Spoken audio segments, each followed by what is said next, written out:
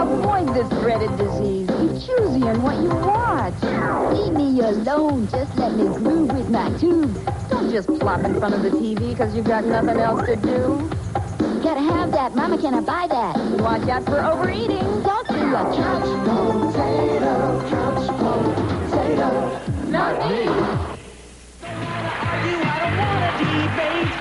Our first skit will show you how we feel about all those people who say American children are fat and weak. These same people say we cannot pass a Soviet fitness test.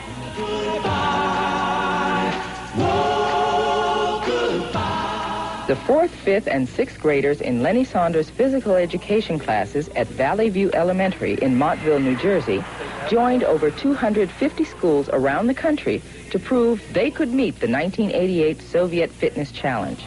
The President's Council on Physical Fitness and Sports set up the exchange.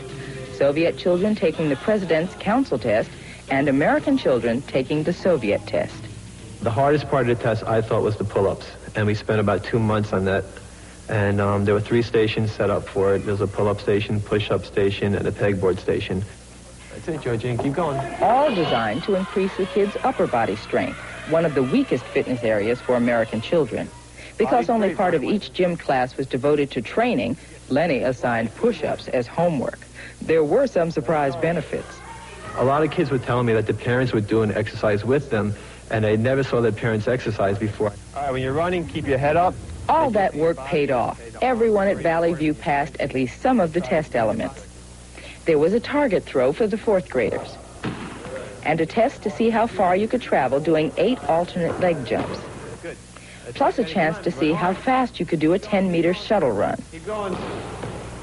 Right to the finish line. Come on, come on, come on. Excellent. Keep going. All grades completed either a 1,500 or 2,000-meter run, and a specific number of pull-ups. Good girl. 5th and 6th graders had a ball throw for distance, a running long jump also for distance, and a 60-meter run for time. To the finish line. Go! 9.6. Excellent.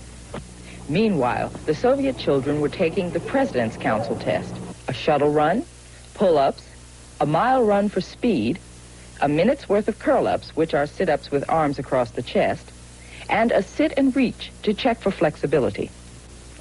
Dr. Kenneth Cox, professor of physical education at Lock Haven University, visits the Soviet Union frequently. Physical education is for the mass of the Soviet people, where sport is for the elite. And again, they utilize that sport to perpetuate the image, a positive image worldwide of communism, whereas in physical education, they're trying to raise the level of fitness of the entire population. They've utilized physical education to prepare the youngsters to defend the motherland. Every Soviet school has a gym. Daily class begins with marching, followed by running, and then the activity for the day.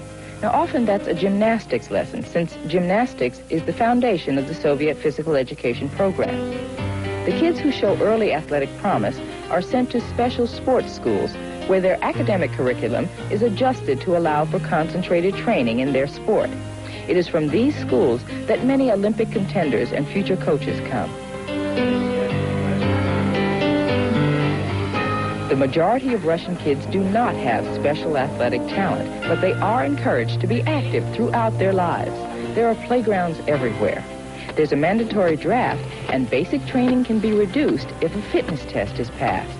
And beginning in elementary school, all citizens are urged to train throughout their lives for a standardized series of fitness tests called GTO.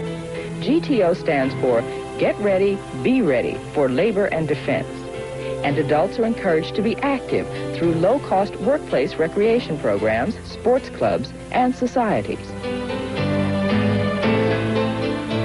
In the Soviet Union, physical education and sport are held in high regard, and a population of fit children is seen as vital to the nation's future. Here in America, we're starting to realize that healthy, active children grow into healthy, active adults, and that we as parents and teachers must start teaching our kids when they're young skills they can use for a lifetime of fitness.